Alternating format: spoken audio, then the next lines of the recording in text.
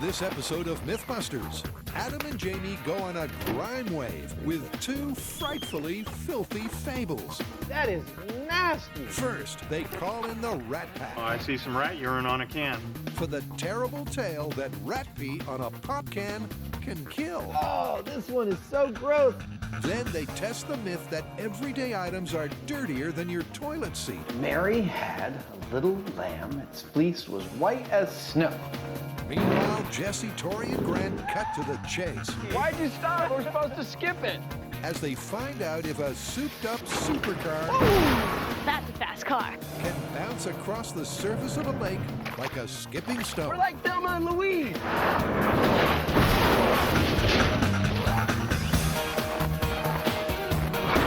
Who are the Mythbusters? Adam Savage and Jamie Hyneman. Relax. This one hurt a bit. Between them, more than 30 years of special effects experience. Joining them, Tori Belleci, Grant Imahara, We're good to go. Carrie Byron, It's terrifying. and featuring Jesse Combs. This is gonna be so rad. They don't just tell the myths, they put them to the test.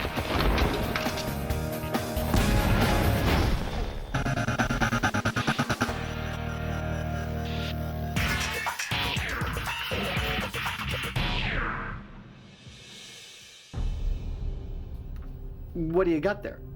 A story about very small things? Yep. We're talking about millions of tiny organisms that you come into contact with every day, but some of them could have a nasty surprise waiting for you and be really harmful.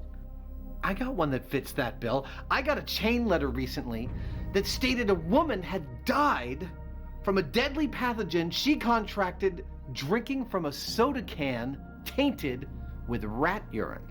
That's exactly what I'm talking about. Well, let's get to it. Okay. Wherever there are rats, filth follows. But are soda cans really contaminated by rat pee? And if they are, could drinking directly from the can be deadly? So how do you want to test this? Well, you know, this myth is so pervasive, we need to get it right. And that means we need to have a nice, large sample size. Okay, and I think we should start with a positive pee control so that we know what rat urine looks like, we know how to test for it, we know how to know when it's there. And we need to just get a whole passel of rats, a bunch of cans, and let nature take its course, huh? Is passel the collective noun for rats? I don't know. Well, actually, it's a horde, swarm, rabble, or pack of rats. But before they get started, But I don't understand. How is it possible that rat pee could kill you? Yes, it's not rat pee itself that could kill you. It's the fact that rat pee could potentially carry both Leptospirosis and Hantavirus that makes it potentially dangerous. I see. according to this myth, deadly pathogens transfer from rat through rat urine to soda can, and from there to people. So first, they're starting with a positive control. Now, normally we certify our tasty, tasty Mythbusters Cola as both a life-extending elixir and rat pee free. Until today. Today, 1,000 of these puppies are going to be set up as a rat run to be used as what we like to call a control for exposure to rat pee. Adam and Jamie will hone their rat pee tracking technique before moving on to test real-world soda cans. So why go to all this trouble to clean the cans just to have rats pee on them?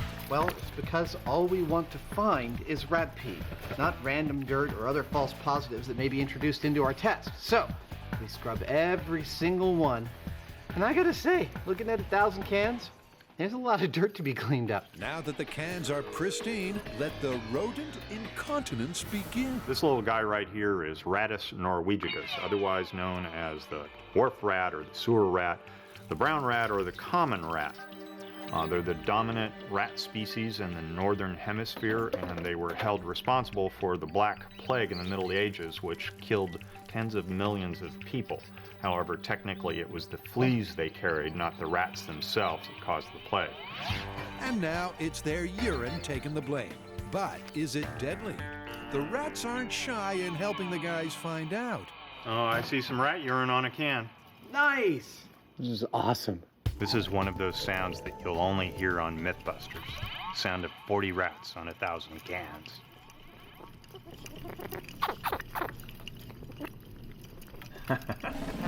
And after 90 minutes of the pitter-patter of ratty feet, The rat party is wrapped. Let's put them back in their cages. there's certainly rat pee on those cans. And the first tracking technique? Blacklight. Did you know that rat pee fluoresces under blacklight? Well, that's the next thing we're gonna do. We're gonna get some blacklights and go take a look for them. I feel like I'm one of those police procedural dramas. And with plenty of glowing puddles, It's gotta be urine. Lights up like a pinball machine. Oh, this one is so gross. Look at that. the boys are positive that the blacklight is the perfect way to pinpoint the pee.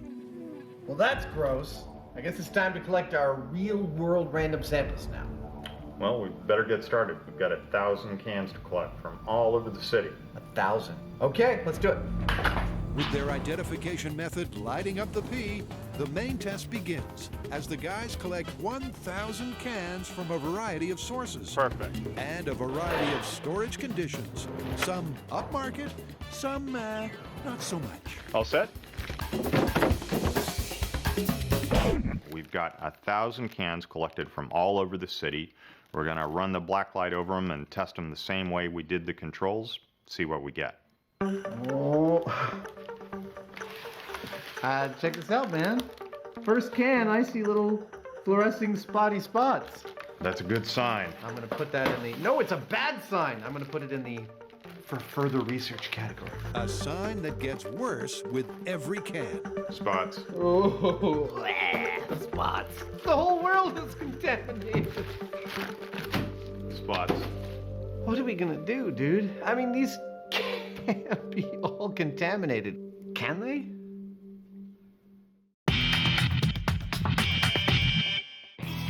Next, a myth that's sink or skim. Well, you guys may have figured out by now that, well, me and cars, we kind of have this thing. And there's a myth on the fan site that I really want to test out. All right, what is it? Are you familiar with the Cannonball films? Yeah, Sure. from the 80s, right? Okay, so it's the third installment that our myth comes from. The beginning of the movie, there's a red Lamborghini that is trying to evade the cops. Well, there's a lot of speeding and a lot of weaving and trickery, but man, the cops are not going to accept defeat. So what the sports car driver does is he drives off the road and heads straight towards the lake. He totally floors it, skips across the water, makes it to the other side, and gets away from the cops. Exactly. I love it. Fast cars, skipping across the water. You should come here more often. To flee the forest, a speedy sports car skips the Lake Fantastic. But is this filmic fantasy or stone cold fact? Could a 1.2-ton car really skim a pond like a skipping stone? So what's the plan? I have watched the scene over and over in slow motion.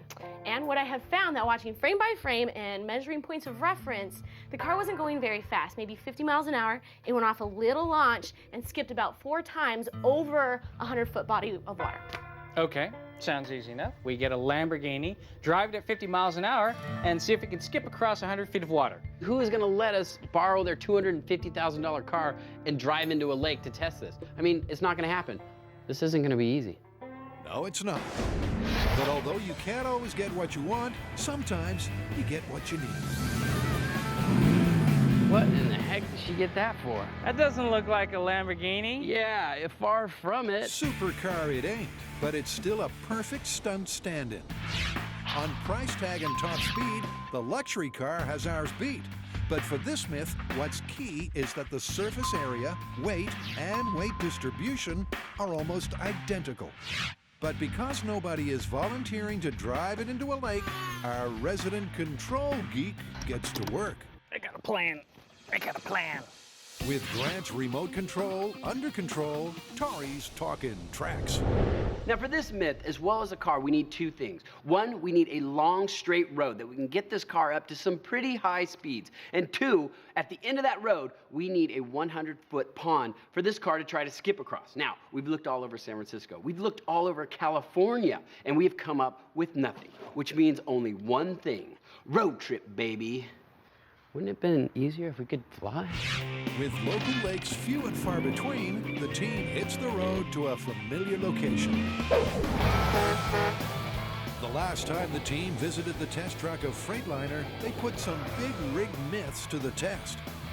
With open space and miles of trackway, it is the perfect place to put their lives on the line.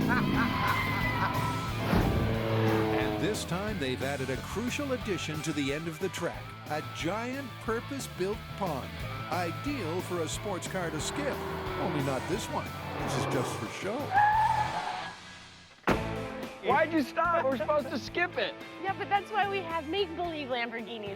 Where did you get that car? Well, a good friend let me borrow it. Forget the car. What do you think about our pond? This is a gorgeous pond. This is a little bit bigger than I thought it was going to be. Yeah, we made it to the same dimensions as in the movie. 100 feet long, 27 feet wide, and 3 feet deep. But you know, before we get to testing, since we can't use your Lamborghini, I got to get to work on the car. All right, we need to talk about that ramp. Yep, with a perfect pond to skim, Tori and Jesse break out the heavy machinery. All right, so now what we're doing here is we are building a little ramp before we actually hit the water. Why? Because that's what they had in the movie. We can look at it as close as we possibly can. And that Lamborghini had a little bit of lift before it went across the water. A little lift that equates to a movie-matching 8-inch mound. With that time lapsed into place, Jesse casts the first stone. Now this whole myth is about skipping a car across the water like a stone. I'm sure you've all tried it before. If you get a smooth enough stone and you fling it just right, it'll actually bounce across the water's surface. But why? Well, it's all about spin and speed. The spin on the stone stabilizes it and stops it from simply falling into the water. And if the stone is traveling at a fast enough speed, then each time it hits the water's surface and pushes some of the water downwards, the stone is forced upwards. So the stone continues to skip along the surface until eventually it runs out of speed and sinks. So if skimming is all down to spin and speed, will a car that isn't revolving skip? There's something that doesn't look quite right with this car. It doesn't look fast enough.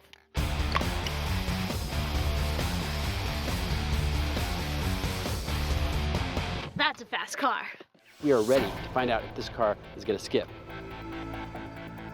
Is it going to work? Probably not. So for this test, we're doing everything like they did in the movie. We're going 50 miles an hour, we're taking it off a little jump, and we're gonna hopefully skip it across water. But what I think is gonna happen is it might skip once, maybe, probably not. Probably not. It's not gonna make it to the end, either way. Well, all is about to be revealed.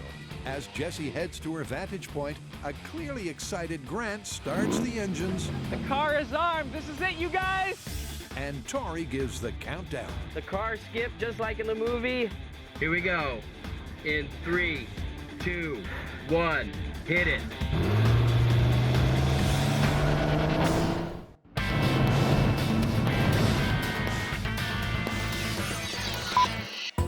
Dirty rats. They're everywhere. But are these crafty rodents leaving disease-ridden calling cards on soda cans?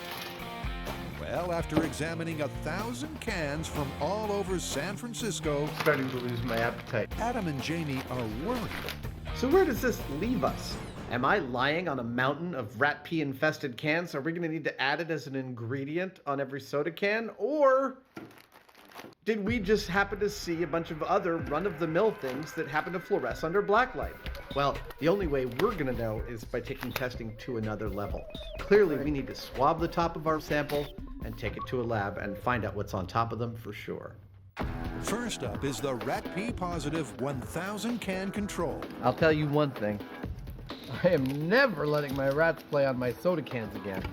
The things you learn on this show. Using a sterile swab dipped in sterile water, each can is swabbed and then a vacuum extracts the sample. I gotta tell you, this may be boring and it may be painful, but it's also really cool. Yeah, this is so much fun I can hardly stand it. And that's it. That's it? That's it. Dude, I'm so glad it's done. I'm exhausted. Oh, it's like a concentrated pet store. That's what that smells like. The lab should show that their positive control is brimming with rat pee. But will the random cans also have rodent remains? Or did the Blacklight get it wrong? You gotta try the one-handed bag opening can flip I got going on over here, Jamie. It's really saved me time. I can see that. That is my last can. I'm done. I'll see you later. Okay. Eventually, with both samples collected, the Mythbusters head to Stanford University, Thank you, sir. You're welcome. where Chris Adams and his mass spectrometer find out just how the two compare. This meticulous machine will detect exactly what each sample contains, rat pee or otherwise. The results are in. We're done? The results are here. First up is the positive control. We identified 15 proteins specific to rat urine in the positive control samples. Urinary proteins, that would be rat pee. That's rat pee. Okay. But what about the reason we're here? Yeah, was there any urine on the random sample? Absolutely none detected. The real world cans are clean. They are. That is a load off my mind. Let's go get some sodas. Turns out the Blacklight had it wrong. That glowing organic matter? Not rat pee, but harmless dust. The mass spectrometer, however, is completely precise. This machine is capable of detecting peptides on a femtomole level, something like 1 in a bazillion, or in other words, it's extremely sensitive. So if it says rat urine's not there, it ain't there. But given that millions of sodas are drunk every day, Jamie's not prepared to call this without a second opinion. He wants to find out if you could ever contract a deadly pathogen via a soda can. So how likely is it you could catch one of these bugs in this way? Highly unlikely. In the case of leptospirosis, number one, the usual route of transmission is through broken skin that comes into contact with contaminated bodies of water. Number two, the organism, when ingested orally, is rapidly killed in the stomach. Okay, so finally, Leptospira is highly fragile and it is rapidly killed when it's exposed to a dried environment. So even if infected urine did make it onto a soda can, the pathogen would be long dead before anyone took a swig. And it turns out the same is true of Hantavirus. The usual route of transmission is the aerosol droplets, so you have to breathe it in. If you swallow the virus, it's likely to be rapidly killed by the stomach acid. That's 0 for 2 for deadly pathogens from soda cans. But the good doctor still advises caution. Personally, I still wipe top of cans because you don't know where they've been, and you want to make sure that anything you put in your mouth is clean. Advice to live by. But where does that leave the myth? Hey, so what do you say? Well, according to the good doctor, catching hantavirus or leptospirosis from rat pee on soda cans is all but impossible. Well, that's great. You couple that with our results where we found not a smidgen of rat protein whatsoever on 1,000 randomly collected cans, and I think we can call this one busted. Yeah, busted.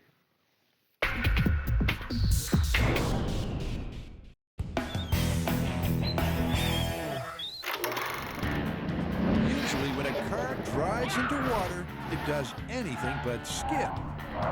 But according to this myth, a supercar can leap a lake in 4 bounds. And at Freightliner HQ, our intrepid trio is about to put that to the test. Car's armed. Here we go. We are about ready to take this and do exactly like they did in the movie, going 50 miles an hour, launching off the ramp, and skipping it across water. Here we go. In 3, 2, 1, hit it.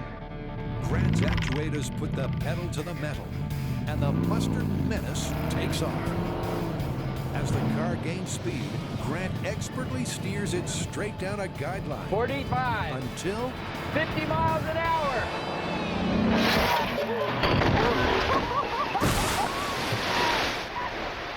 with a hop, a flip, and a thump, the car crosses the pond, but not quite as home. That car didn't skip, it flipped. Oh my God. I don't think that was insane. Look at what it did though. It actually made it to the other side of the pond. That's not how it's supposed to do it. Wow. Oh, wow. Oh, my God, we destroyed this car. Now, we matched pretty much every aspect of the movie. The ramp, the speed, the specifications of the car, and we got a completely different result. What this means is that the movie stunt was fake, that it wasn't a real skip across a lake. Now, the most likely scenario is that there was a submerged platform, just a few inches below the surface of the water, that the car actually bounced across. In addition, in the movie, the car lands on its rear wheels first. Now, the only way it could have gotten that trajectory is if it were specifically weighted for the stunt. Our car, on the other hand, was weighted to match a stock, off-the-lot 1980s era Lamborghini, and it plummeted nose first. All this to say, however you look at it, this myth is busted. Busted indeed, but surely they're not going to leave it there. Next, Adam and Jamie go on a grime wave. Relative filth, the myth and the plan, take one.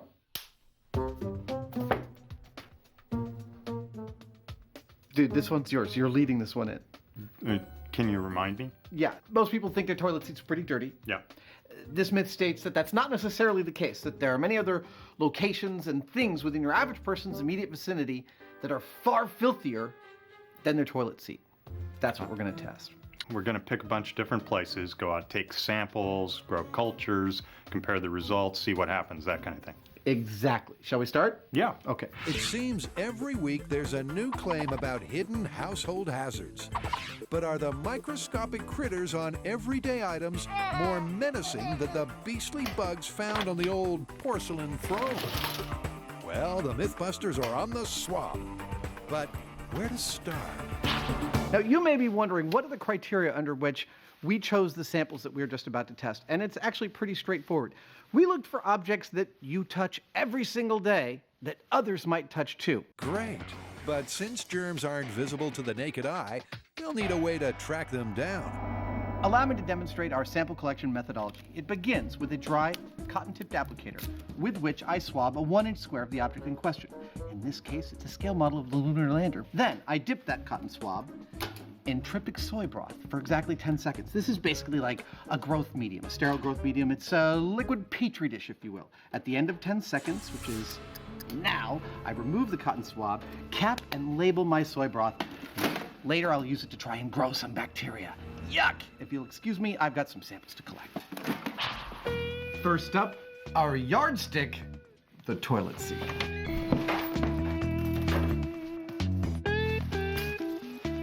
Mary had a little lamb. Its fleece was white as snow. 3, 9, 10 seconds. Money. Mary had a little lamb whose fleece was white as snow. They're not regressing. The rhyme ensures that each sample is swabbed for the same count. Shopping cart handle. Mary had Kitchen sponge. Everything they swab has one thing in common. Had a little lamb. hotel room remote. In a plethora of reports, they've all been deemed dirtier than a toilet seat. Keyboard. Light switch. But can that really be true? Cell phone. Hold on a second. With the Everyday 8 collected, the guys call in Dr. Russell Vance, an expert in microbiology. You guys ready? Ready. Then let's begin. Okay. Number one, toilet seat. A precisely pipetted amount of each broth is carefully transferred onto an agar Petri dish. Into the incubator they go. They'll sit there overnight at 98.6 degrees. And tomorrow, after a steamy night of bacteria breeding, there should be plenty of germy growths. Let's go.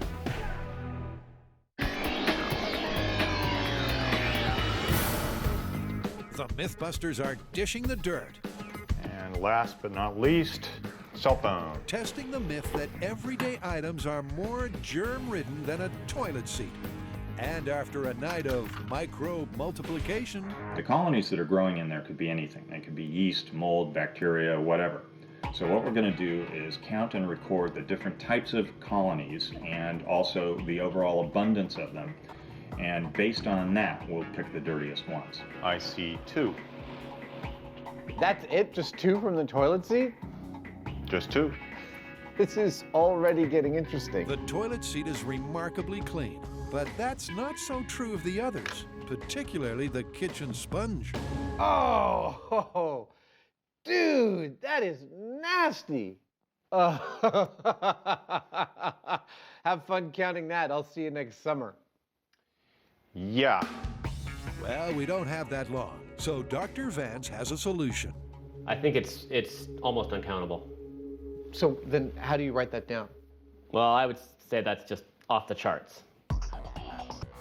The remaining 6 samples from cell phone to light switch are counted and logged. Well, that's it. All present and accounted for. Which means it's time to sum up the results. So our everyday 8 swabs have become 8 petri dishes, which in turn have yielded 8 results. And those results are, in order from least filthy to most filthy. Can you editors help me out with a graphic here? That's better. So you can see at number 8, with only 2 colonies, is the toilet seat. Then the colony count increases only slightly until we reach number 4, the keyboard, with 65. And from there on, things start to get really dirty as the colonies go through the roof with the light switch and the money, before finally topping the chart, we have the kitchen sponge. A sample so numerous we couldn't even count it. So does this mean that the kitchen sponge is the dirtiest thing in your house? Well, it actually all depends on what your definition of dirty is. I mean, sure, there's a ton of colonies, but suppose those colonies are all totally harmless, whereas the 2 colonies we found on the toilet seat are really nasty. What we need to know now is what we're looking at on those petri dishes. Luckily, we found a microbiologist to help us out. Yep, it's over to Dr. Vance. There you go. Fabulous. To find out exactly what kinds of ghastly germs lurk within our everyday 8. But how? It starts here at the Berkeley lab, where we will prepare our samples for identification by isolating, amplifying, and cleaning up the 16S DNA. Now, 16S DNA is a gene common to all bacteria that we'll use to identify what species of bacteria we've got. Using a pipette, I will pick up a piece of the colony that I want to test and deposit it in a solution of 100 microliters of buffer. I then take that solution and put it on what's called a heater block, where it will cook for 10 minutes. Now, this will cause the bacteria to lyse or to break apart. This will allow it to release its DNA. Now, while it's cooking, I'm going to mix a lovely cocktail of chilled polymerase, nucleotides, primer, and buffer into this little tube, to which I will add, once it's done cooking, my newly broken apart DNA. Now, this little tube contains everything I need for the PCR reaction. That's this machine right here. Over the next 2 hours, this machine will raise and lower the temperature between 60 and 95 degrees Celsius 35 separate times, each time doubling the amount of 16S DNA. Now that it's properly amplified, I take the DNA from this tube and deposit it into what's called a column, where I will spin it at 15,000 RPM for 2 minutes. This will actually separate out the crap we don't want from the DNA that we do, and it is this DNA, after a little bit of washing, that we will send to the lab for final identification. It's a complicated process, but in 2 days, Dr. Vance should have the identities of our everyday 8 bacteriological culprits.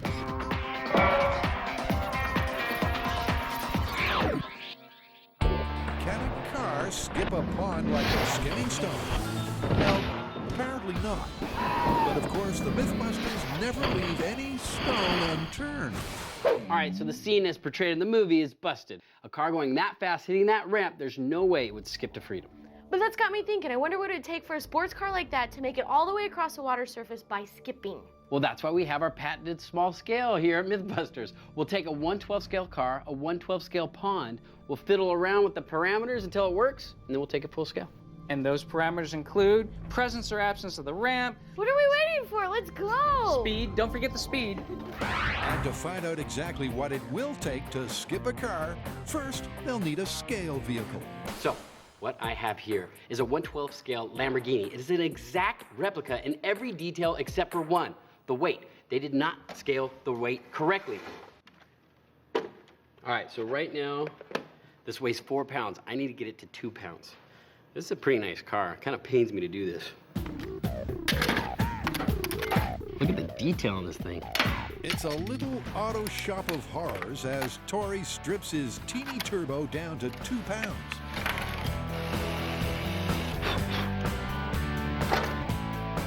You're probably thinking to yourselves, it's not aerodynamic anymore. Well, this is how I'm gonna take care of that problem.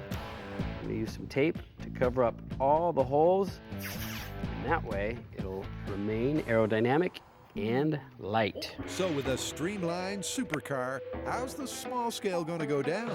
So I have this car jacked up. All I need to do is hit the gas and then stick this car underneath the wheel, which will fire it out just like a baseball pitching machine. It'll go down the track, into the trough, and skip across the water. At least that's the plan. I haven't really tested this yet. As a final touch, Tori adds a bike speedometer to track the speed of the car when it's pushed into the wheel.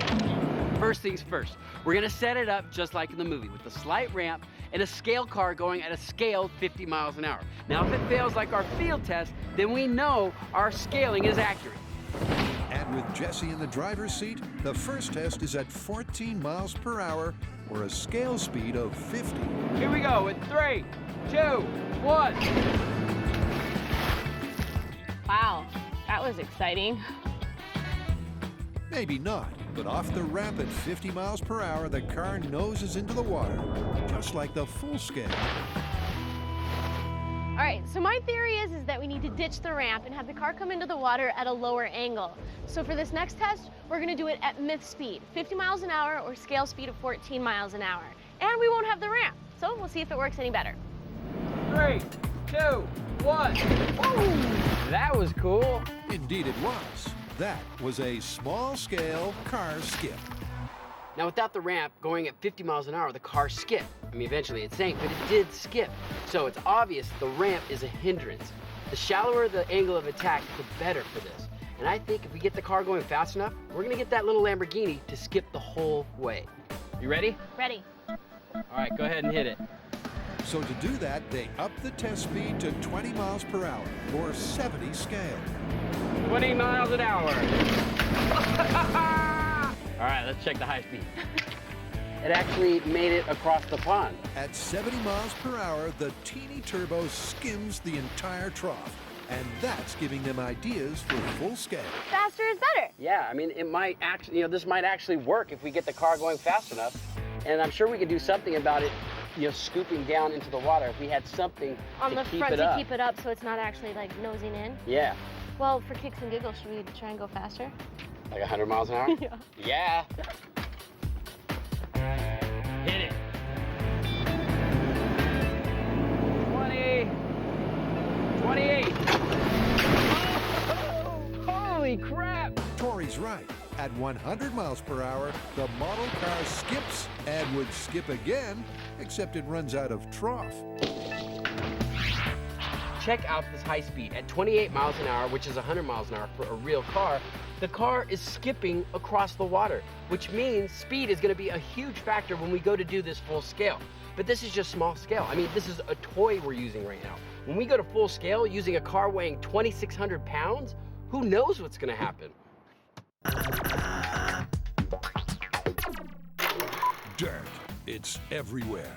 You can't run and you can't hide. But is there more frightening filth lurking on everyday items than on your toilet seat? Adam and Jamie are finding out, and the results are in. For those of you playing at home, it is finally time to count down the everyday egg. Now, this is the table based solely on colony count. And as you can see, kitchen sponge off the charts is the filthiest thing we found. Toilet seat, the cleanest. But check out what happens to this list when we account not only for the number of bacterial colonies, but also for how nasty they might be. Toilet seat moves up a couple of notches, specifically because while it only had 2 colonies, those colonies were actually pretty nasty. The other 2 big movers, hotel remote control, moved down because it had some colonies, but they weren't actually bacteria, and the cell phone moved up because what was on it was pretty nasty. But staying strong at number 1, kitchen sponge, which had this stuff, which is apparently really bad if you have a weakened immune system. James Franklin Hyneman, what do you think? Nice work, but I don't think we can call it yet. I mean, it's only a single solitary swab. We need a larger sample size. All right, well, let's say we choose the top 5, toilet seat as a control, plus the 4 top contenders, and do a really nice large sample size with those. Our filthy 5.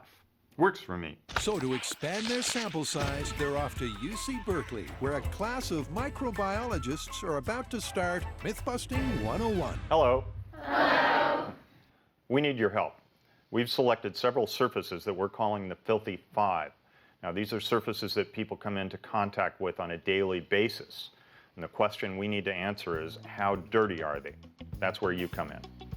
Now, in order to get a nice big fat sample size, we need 50 of you to collect us samples from the following: toilet seat, a light switch, a kitchen sponge, money, and a computer keyboard. Can you guys help us? Yeah! Awesome. And with a hunger for the filthy 5 facts, our mob of microbiologists quickly get the swab done. Mary had a little lamb, its fleece was white as snow. Then, once again, the samples are transferred to the Petri agar, incubated, counted, and finally DNA tested.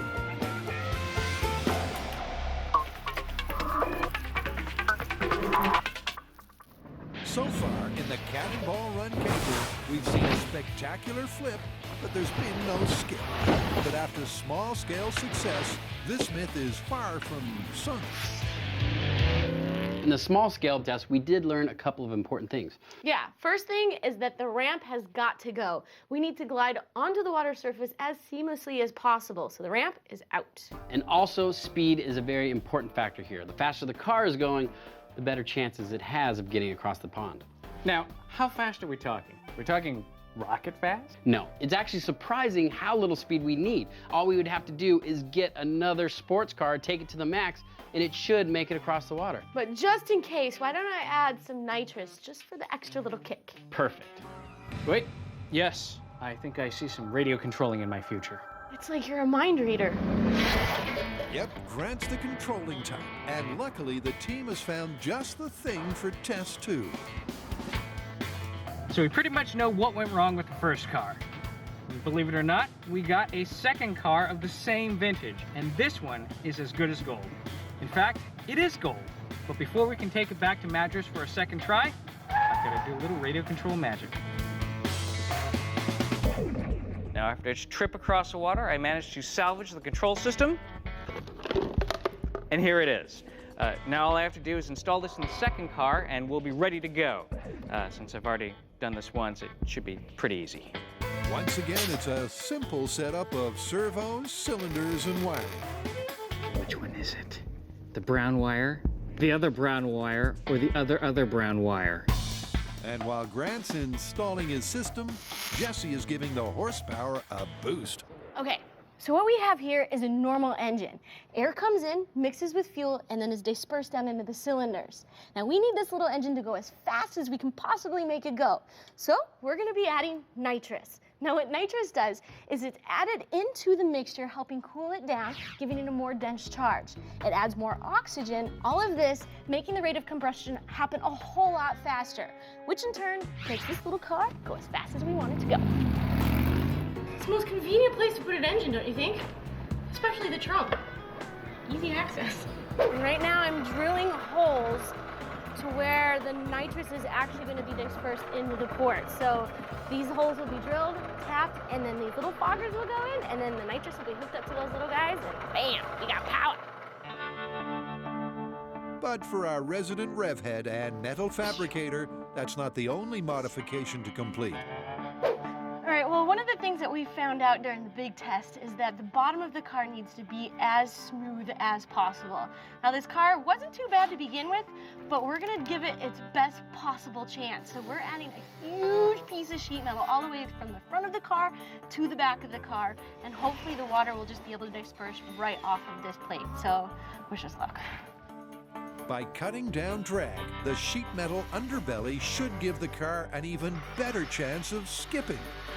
Wow, that has totally covered the whole bottom of the car. That's awesome. Yeah. Now, you know, looking at the skipping stones, it's like a smooth, gradual edge is better than a sharp edge. And what we have right now in the front looks like a water scoop. Yeah, it's like a big shovel. So basically what I think I'm gonna do is take some sheet metal and run it up and around so it'll give us that nice rounded edge, and then it'll cover all of these holes that'll kind of dig into the water. So. That's perfect. This is gonna skip like a charm. Yeah. Because Jesse also needs to suit the supercar, Tori takes over to give the nose cone his own special touch. You know what would make this car more awesome? Flames. Because everybody knows that cars with flames are more awesome. See? I told you. While flames undoubtedly add style, Jesse's knock system will add much-needed speed. All right, now being the fact that this is an older car, it's not going to want to get up to the speeds that we really want it to. So adding this nitrous is definitely going to help us get across that water, especially by looking at all of our past tests. We need as much speed as we can get. So this is just going to be one of those added benefits. So basically all I got to do is hook up the nitrous, tap into the fuel lines, wire it, and it's ready to go. It's very, very simple. Okay, so the car is looking great. The radio system's in, Jesse's added the sheet metal on the bottom to reduce the drag, and the NOS system to increase the speed, and Tori has finished the nose cone. Now all we have to do is go back to Oregon and see once and for all if we can get a car to skip. What could possibly go wrong?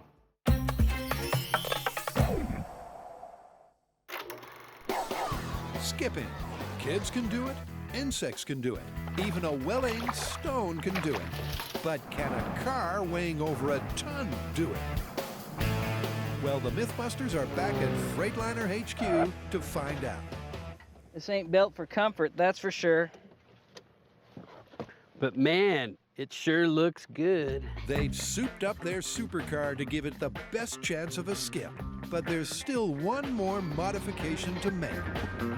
The first thing I have to do is get rid of this ramp. I'm gonna get my big digger and knock this thing out of here. Counterintuitively, ramping up this test means getting rid of the ramp. Who said TV's not glamorous? Now, is this car gonna skip like that rock? You know what? I think it just might happen. But that's going to take speed, just what Jesse's been working on. This little wire right here, this is the Go Baby Go wire. Now, my only concern is that this system gives out over 100 horsepower boost to the engine. That's basically doubling this little guy's horsepower. So my concerns lie in the fact of possibly blowing up before it actually hits the water, but I have faith that it's actually gonna make it all the way, mostly. In my mind, it's gonna have this huge rush of power coursing through the veins of this little car, and it's just going, and it's gonna make it exponentially harder to control. So I could potentially have a rocket on my hands. Hopefully, I'll be able to guide this supercharged automobile over the water. Yep, this time controlling the car will be tricky. Thanks to the nitrous, it'll be traveling at twice the speed of the last test. And if the car is traveling fast enough, each time it hits the surface, forcing water downward, the opposing force of the water pushing up on the car should propel it forward. At least, that's the theory. Nitrous bottle is now open, system engaged. Nothing's gonna happen until you push your go button. All right. Right? No turning back now. Grant nervously makes his last-minute checks, and then it's go time. All right, time to turn on the car.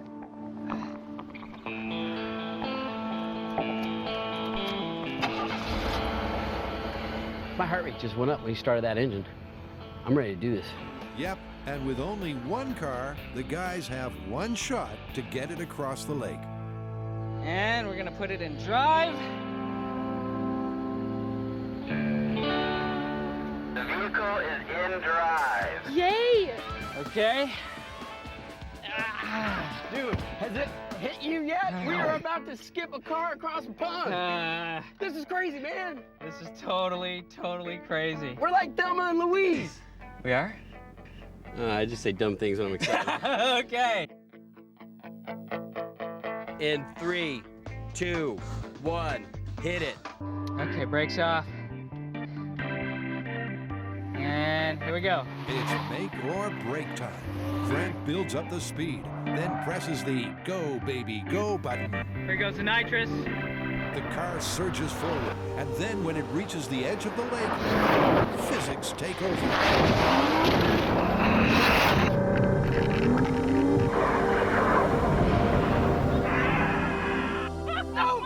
We skipped a car across the lake! The Mythbusters understandably can't contain their excitement. That was a full-scale car skip. The high speed shows the supercar skip twice across the 100-foot lake and then continue to drive on the far bank. That is, until Grant remembers to apply the brakes. Yes! It's crazy. I was piloting in the car, we hit the water, I saw a big splash, like, okay, we hit the water. And then the water went down and the car was still driving on the other side. We did it! We skipped! And this little guy, I'm so proud of it. I am so proud of it. We doubled its horsepower, more than doubled its horsepower, and it's still running. Look at it. I'm so happy. We did it! We set out to skip a car and we actually did it. I mean, the small scale said it would work, but we didn't believe it. But we brought it out here and it did it. It did exactly what the small scale did. Seeing is believing. I can't get over this. We actually skipped a car across the pond. It's so awesome that they're both still running. I can't believe it worked! I know. We got a car to flip and skip. All right, last one of the shot. I know a shortcut. Go.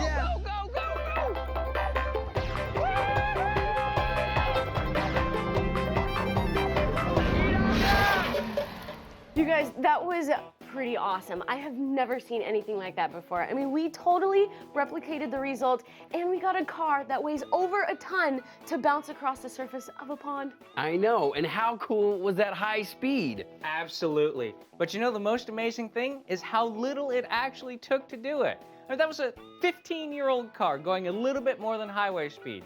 No rockets, no special tires, no ramp, and no underwater platform.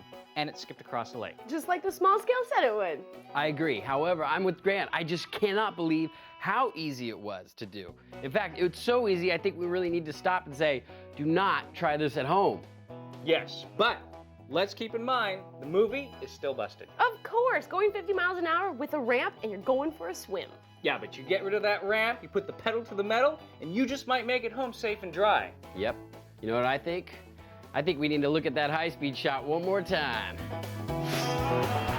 Absolutely, because with results like these, we're skipping over ourselves to show you them again.